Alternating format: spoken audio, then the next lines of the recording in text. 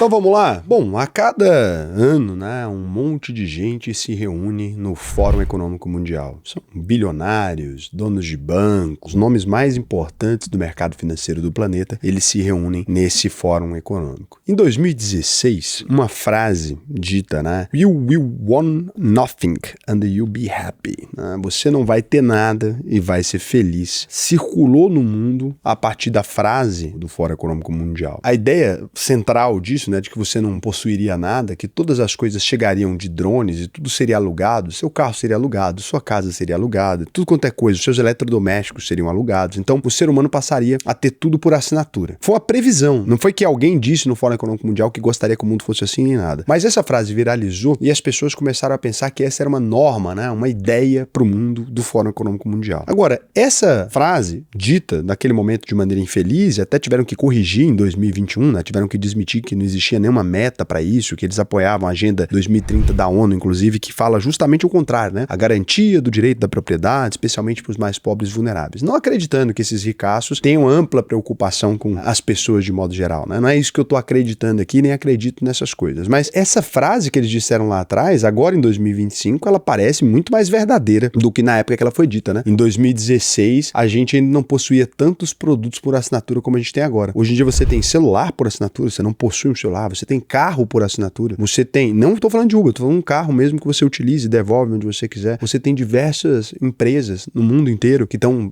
colocando aquelas casas por assinatura também. Você tem assinaturas de eletrodomésticos que queimam com frequência, as pessoas enviam um novo para sua casa. Você tem assinatura de cueca, gente. Tem assinatura de cueca e calcinha. Você tem assinatura de barbeador, você tem assinatura de tudo quanto é coisa no Brasil. Pode comentar aí do que mais que existem assinaturas, mas o mundo se encaminhou para esse movimento aqui. E o porquê que isso acontece? As gerações anteriores, elas tinham uma visão de mundo muito mais voltada para a propriedade. Quando você pega a geração da década de 40, do pós-guerra ali, e que se desenvolveu e se tornaram adultos na década de 60, essa geração tinha visto o mundo explodir, literalmente, né? Essa geração na Europa e nos Estados Unidos. Aqui no Brasil não tanto. A gente não teve esse conflito tão sério, apesar do Brasil ter participado da Segunda Guerra Mundial, a gente teve uma participação muito menor. Então essas pessoas enxergavam a propriedade como uma espécie de proteção. Não por acaso, você ouve, né, pessoas dessa geração e eles falam, quando o filho compra um carro, fala, tá construindo patrimônio. Né? Quando o filho compra um carro, que é um bem de consumo, que vai ficar velho, etc. Não, ele tá construindo o patrimônio dele. Comprou uma motinha, comprou um carro. Eles acreditam que aquilo é mais seguro, né? Quando a pessoa compra um lote, quando ela compra uma casa, um apartamento, ela é considerada que ela venceu na vida, né? Quem tem um carro quitado, uma casa quitada, venceu na vida. E assim, a gente foi vendo, né? Essa geração conseguiu até os anos 80, o pensamento médio das pessoas era mais ou menos esse. Quando a gente chega para a geração millennial, que é mais ou menos a geração que eu pertenço, a nossa geração já não se preocupa mais tanto com comprar um imóvel. Não, Raul, é porque o imóvel nessa geração subiu demais de preço. Olha, isso é verdade também, mas quando a gente olha para a classe média de agora, o que a classe média de antes fazia, né? Se não dava para comprar um imóvel no grande centro, eu comprava um imóvel muito longe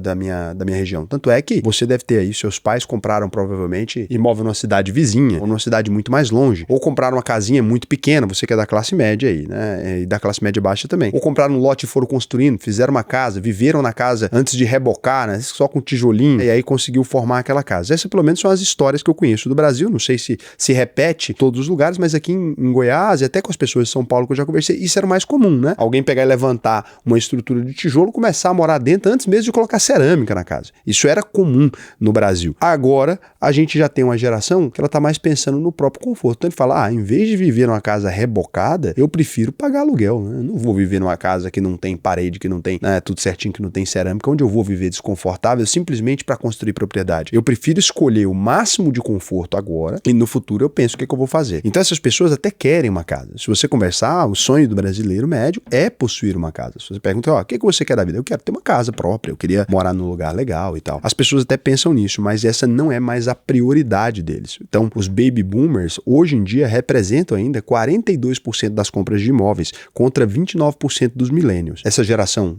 da década de 60 ali, a gente ainda vê eles comprando mais imóveis do que os jovens agora em idade produtiva. Então, assim, eles continuam não comprando e as pessoas, então, que nasceram naquela geração continuam acumulando patrimônio imobiliário, né? E a nossa geração aqui, os millennials, não, colecionando bonequinho, colecionando um passaporte talvez mais carimbado, conhecer melhor o mundo. Não tô fazendo juízo de valor de quem tá certo e quem tá errado. Tô falando falando das diferenças, né? Uma viagem de fim de semana para mim vale mais a pena do que possuir um eletrodoméstico novo na minha casa, uma geladeira melhor, uma coisa melhor. Eu prefiro sair para comer fora mais vezes com a minha esposa do que necessariamente, né, comprar um carro um pouco melhor. Quando a gente vai olhar para os carros, a mesma coisa, né? A porcentagem de jovens com carteira de motorista, em 1983, 46% dos adolescentes de 16 anos já dirigiam. Em 2014 era 25%, agora a gente está indo para 17%. Ou seja, o percentual de adolescentes nos Estados Unidos que dirigem é muito menor, e quando eu olho para o Brasil, esse número que lá fora é um dado, aqui dentro ele se repete também, né? Você aí, quantos de vocês aí tem entre 18 e 25 anos e que não dirigem? Mesmo que você tenha carteira, quem pega só Uber ou a táxi ou carro de aplicativo, né? Então as pessoas optam por alternativas de carro mais convenientes.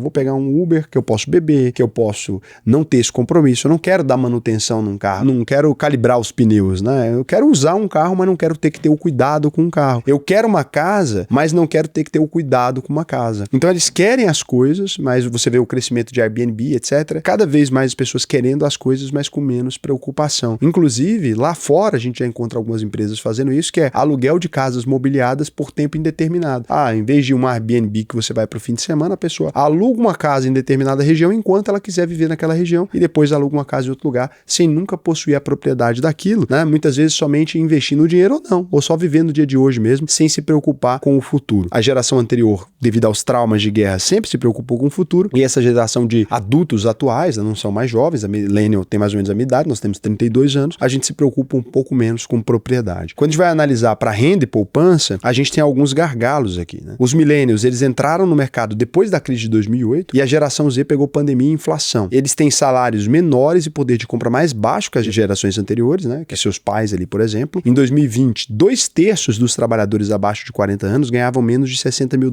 por ano lá nos Estados Unidos. E o salário médio dos millennials, eu não tenho o dado do Brasil, tá, gente? É de $47 mil lá também. Ajustando isso pela inflação, você vai perceber que isso compra bem menos do que os salários das gerações anteriores, né? Do lado positivo, a riqueza dos millennials quadruplicou de 3,9 trilhões para 16 trilhões. Por quê? Valorização dos ativos e morte dos avós e dos pais ali que estão transferindo essa geração. Então, em média, quando a gente vai olhar, mesmo com essas mortes, com essa transferência de renda, eles ainda têm muito menos patrimônio aos 30 anos do que os boomers tinham aos 30 anos. Raul, mas tem exceções. E eu posso falar sobre isso. No meu caso aqui, por exemplo, eu sou uma exceção dessa regra. Mas quando eu olho para os meus amigos, de fato, né, a gente percebe que eles quase não têm nada. Meus amigos ainda vivem de aluguel, nunca têm casa própria, não têm dinheiro investido, não tem absolutamente nada. A média dos meus amigos com 32 anos de idade não possuem grandes patrimônios. E aqui vem o dado que é estarrecedor, né? 78% dos jovens nos Estados Unidos e 52% dos millennials aqui no Brasil, eles preferem gastar dinheiro com experiências, eles falaram, viagens, shows e gastronomia. E eles só citam bens duráveis quando vai entrar para o 8º item da lista. Então, eles só vão lembrar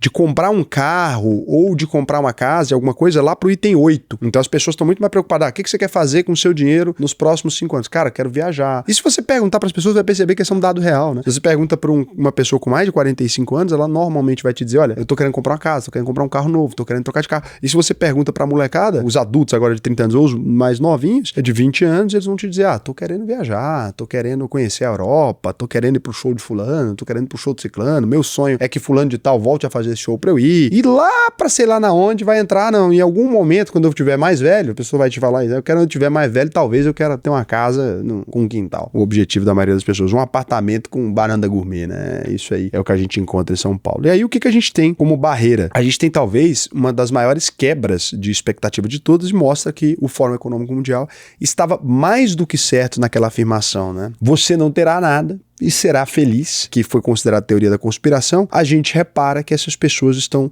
focando menos nisso. O que eu acho? E aqui eu vou dar agora a minha opinião, mesmo sendo um millennial, né? Que pra mim é a pior geração da história, a minha própria geração. Eu acho que a gente é a pior geração da história, inclusive acho que a geração Z é bem melhor do que a gente. No mercado de trabalho aqui, na empresa, a gente tem, lógico, um corte completamente empírico da minha vida que eu tô olhando. Quando eu olho os baby boomers, são excelentes profissionais. Quando eu olho os mais novinhos, a geração nova, tem uma capacidade gigantesca. Eu eu tinha falado isso desde sempre agora, o Nepal, a revolução, você consegue perceber que tem um salto, né? Não vai trocar dos políticos de 60 anos para os políticos de 30, 40 anos. A gente tá trocando dos políticos de 60 anos para os políticos de 20. Pode reparar aqui que a gente tem uma geração mais nova que tá vindo com muito mais vontade de mudar, muito mais crescimento, abrindo muito mais empresas, etc. Eu acho que a minha geração, ela é, na verdade, completamente irresponsável. Essas pessoas, elas não estão pensando em como elas vão envelhecer, elas não estão pensando que legado que elas vão construir, elas não estão pensando em absolutamente nada. Acho que é uma geração muito mais hedonista, muito mais focada no prazer imediato, e creio que no envelhecimento essas pessoas vão se dar muito mal. A mesma coisa na plataforma, a maior parte das pessoas de 30 anos são as que menos investem. Eu tenho meninada de 22 anos, 23 anos investindo 50% do patrimônio, eu tenho pessoal de 45, 70 anos investindo também muito agressivamente, e essa geração tem hoje entre 26 e 35 anos ali, 38, 37, cara, fazendo nada, literalmente gastando 70%, 60% do dinheiro deles com assinatura de porcaria, comprando bonequinho, mexendo com joguinho. Eu não tô dizendo que você não pode jogar e tal, eu gosto de jogar também, eu tô falando, é minha geração, né? Mas eles não têm uma visão de médio prazo da vida, não tem uma organização, se casam sem nenhum tipo de reserva, não pensam em comprar um apartamento, não pensam em constituir uma estrutura mínima. Ok, isso funciona, né? Nesse movimento que a gente tá agora, enquanto você tá ganhando dinheiro e tal, funciona. Só que quando a gente passa pelas grandes transformações, inteligência artificial, as transformações culturais, esse não investimento, esse não ter feito um alicerce, isso pode se transformar numa destruição do seu patrimônio. Então, eu não tô aqui acusando ninguém, é um convite a repensar isso. É um convite a repensar se você deveria ser uma geração mais livre, se você deveria viver no mundo de Peter Pan, ou se talvez, né, a gente, assim como as gerações anteriores, precise construir alguma coisa para deixar como legado, né, para os nossos filhos, que eventualmente virão. Quem é pai de pet não vai ter muita preocupação no momento, né, imagina. Se é que você quer ter filhos, essa preocupação, mas uma preocupação com você mesmo do futuro. Se você não tem uma preocupação com os filhos, etc., que alguns de nós podemos ter, né, você pode ter uma preocupação também com você do futuro. Porque será que você vai conseguir manter o seu estilo de vida aos 60 anos? Porque estima-se que os transplantes de órgão, as vacinas que estão chegando, a inteligência artificial, a gente possa viver nessa geração já 150 anos. É a estimativa. Vazou aqui o Putin conversando, é uma conversa muito séria. Eles preocupados porque a expectativa de vida do ser humano ela vai crescer fortemente, né? E é por isso que algumas pessoas já começaram a malhar, etc., cuidando bem do corpo, porque se a gente vai viver muitos anos, o remédio estendia a vida sem qualidade. Agora a gente está buscando estender a vida com alguma qualidade. Vai viver talvez 150 anos. Então com 30 anos você não está na metade da vida, né? Você pode estar ainda no, sei lá, é como se você tivesse 12 anos agora. Olha que loucura, né? A proporção, ela mudou muito. Então você vai viver um tempo muito mais longo, de modo que talvez na nossa geração 50 anos seja considerado ainda um adulto, não mais uma pessoa já entrando em 10 anos na velhice. Esses números vão trocar, eles não vão mais ser isso. A velhice vai ser considerada talvez 100 anos de idade. Então, assim, você já percebe, poxa, os filmes, né, se adaptando, Tom Cruise fazendo filme de ação aos 65 anos. É lógico que para ele a qualidade de vida chegou muito antes, né, mas para agora, para gerações estão vindo. E se você vai viver essa quantidade, será que você vai conseguir manter seu estilo de vida, vai conseguir manter esse foco para trabalhar? É isso que eu queria conversar com vocês. Assim, eu tenho pensado bastante sobre isso com relação à minha própria vida, repensei meu consumo, parei de fumar, diminuí com a bebida, comecei a me exercitar um pouco mais e pensando nessa construção, porque a gente realmente não sabe se a gente vai morrer no mesmo período que morreram anteriormente. A gente tem órgãos sendo imprimidos em impressora 3D. Você não precisa mais de doação de órgãos das pessoas, você tem órgãos sendo imprimidos. Você tem empresas como a Regeneron, que eu fiz aqui, tá aqui o vídeo, trabalhando com remover gordura das pessoas e aumentar a massa muscular já na idade. Cara, isso vai ficar pronto em 10 anos, 15 anos, né? Você ainda vai estar jovem, você talvez tenha 60 anos hoje. A gente conseguiu fazer a reversão da idade do rato, põe aqui a matéria. O rato já estava com o cabelinho branco, etc. Ele voltou à juventude, né? Esses medicamentos todos não é futurologia mais. Isso vai acontecer. E você está pronto para viver essa quantidade de tempo, né? Você está pronto para as suas finanças se organizarem nisso? Porque muita gente tem a expectativa, eu vou morrer, né? Vou morrer com 60. Não morre. O ponto é esse. As pessoas ficam vivas e ficam dependentes dos outros. Então toma muito cuidado com isso para que você consiga manter sua liberdade. Eu sei que é um apanhado meio geral, eu queria misturar alguns assuntos aqui porque eu acho que é muito importante. E se você quiser aprender a construir uma carteira de patrimônio sólida, né? Também falar sobre comprar casa, quando é a hora certa, quando é a hora certa de comprar um carro, quando é a hora certa de formar o seu patrimônio, quando é a hora certa de diversificar internacionalmente, a gente está aqui para isso, né? A UVP é uma escola para investidores, você pode clicar aqui no Faça Funcionário de Perfil. A gente também é uma plataforma de investimentos voltada somente para investidores. A gente gente tem cartão de crédito, para quem é poupador, não para quem é gastador, cashback de 1,5%, o foco em fazer o seu dinheiro trabalhar melhor por você, né? E gastar, cara, é muito bom. Eu acho que tem várias coisas que a gente pode fazer. A gente patrocina aqui canais do hashtag Sal Cara Vive a Vida num Veleiro. Incrível, tem muita coisa que dá pra você fazer. Quando você consegue acumular determinado nível de dinheiro, o mundo ele passa a ser uma possibilidade e não uma prisão, né? Você que não tem dinheiro, você tá preso. Você não pode sair da sua cidade por 5 dias. Você não consegue ficar 30 dias em outro país se você quiser. Você vai morrer sem nunca passar 30 dias enxergando a vida em outro lugar, vendo novos ares, conhecendo novas pessoas, falando outro idioma, experimentando novas comidas, né? Então, por quê? Porque você se aprisionou. Você se aprisionou em troca de um iPhone do ano, você se aprisionou em troca de comer iFood 4 vezes por semana. Você acabou com sua vida, sinceramente, né? Você vai construindo essas muralhas e vai acabando com a sua vida de maneira que você poderia ser uma pessoa muito mais livre se você se organizasse para viver um pouquinho mais regrado por uma década. É isso que a gente está falando. Você vive um pouco mais regrado por uma década e encontra a liberdade na década seguinte. Hoje eu tô velho para isso. É o que eu tô falando. A expectativa de vida tem mudado. Os remédios têm mudado. Quem diria que obesos iam aplicar uma injeção na barriga, que custa R$2.000, é caro, né? R$1.500. E essas pessoas se tornariam magras. É uma loucura você imaginar isso. A quantidade de gente magra. Você vê nos ricos tudo ficando magro, né? Você vai vendo os vídeos ali. Eu tava vendo outro dia o Flávio Augusto. Ele sempre foi gordinho, sempre teve dificuldade para emagrecer. Você olha ele agora, o bicho tá magro. É bonito, garboso, né? A galera tudo ficando magra, bonita. É exatamente isso. Agora, esse cara vai infartar agora? Não vai. Ele vai ter um ataque cardíaco se tirou a gordura do corpo? Não vai. A pessoa vai perdurar por mais anos. Então preencha o questionário com cuidado. Raul, preenchi o questionário e fui reprovado, né? Isso vai acontecer com muita gente agora. Só hoje, acredito que a gente teve 350 reprovações. No mês inteiro estamos falando de 7.000 reprovações. Por quê? Meu objetivo com a UVP, gente, não é te enganar. Eu sei que muita gente aqui, o cara coloca o botão, você clica, compra, acabou, né? Ele não tá preocupado se você vai aprender a investir, ele não tá preocupado se isso aqui vai fazer diferença na sua vida. A única preocupação do cara é colocar o dinheiro no bolso e acabou. Aqui na UVP não, né? A gente se preocupa se isso vai fazer sentido para você. Se você foi reprovado no processo, você pode conversar com o seu especialista e falar, olha, fui reprovado por quê? Me ajuda a compreender, né? E tal. E ele vai te explicar, você não tem comprometimento, você não tem renda para fazer a UVP no momento, e te explicar aqui. Pode conversar, é possível, não é definitivo esse não, é possível conversar, você explicar e falar, olha, eu quero fazer a UVP por essa razão, eu acho que a UVP vai fazer diferença para mim por essa razão, e você pode tentar reverter isso. Então preenche o questionário, né? Se você for aprovado, vai ser um prazer para mim te ensinar a investir para você fazer parte das pessoas que estão se planejando para o futuro, né? Da exceção da nossa geração. É isso. O Laox88 falou, qual seguro você recomenda? Olha, hoje na UVP Seguros, a gente tem um braço de seguradora que a gente abriu agora, né, de corretagem de seguros, né, porque a gente pega e cota em todas as seguradoras. Eu tenho gostado muito mais dos planos da Asus, que é uma corretora aqui brasileira, do que da Prudential. Por quê? Porque a Prudential está colocando metade, a gente vende também Prudential em mão geral, mas ela está colocando metade como aquele Vida Inteira, que é um fundo de investimento ruim, né? E só metade mesmo é seguro. Então o prêmio da Asus está ficando quase 2 vezes o outro. E a seguradora dela, em questão, é a Millennium, que é uma seguradora mais antiga. Então os caras são bons.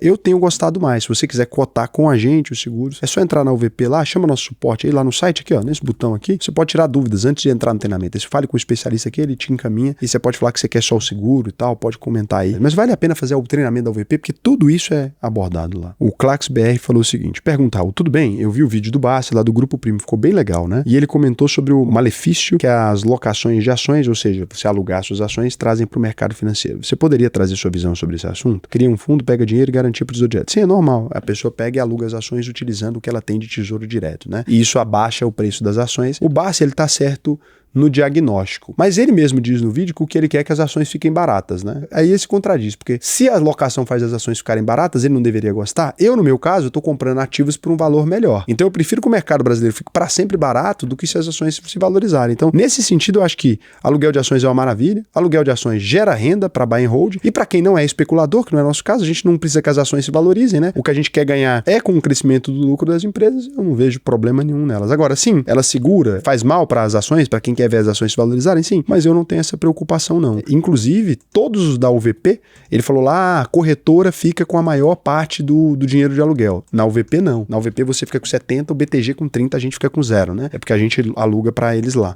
Agora, em outras corretoras é verdade, maior parte do dinheiro do aluguel de ações você está deixando na mão da corretora. Se fosse nosso aluno ou membro da UVP, na consultoria, etc., você teria outra realidade. Então o Barça ali fazendo uma propaganda gratuita para a UVP, né? Porque todo mundo percebeu que está ganhando esse dinheiro a mais. É isso. Beijo.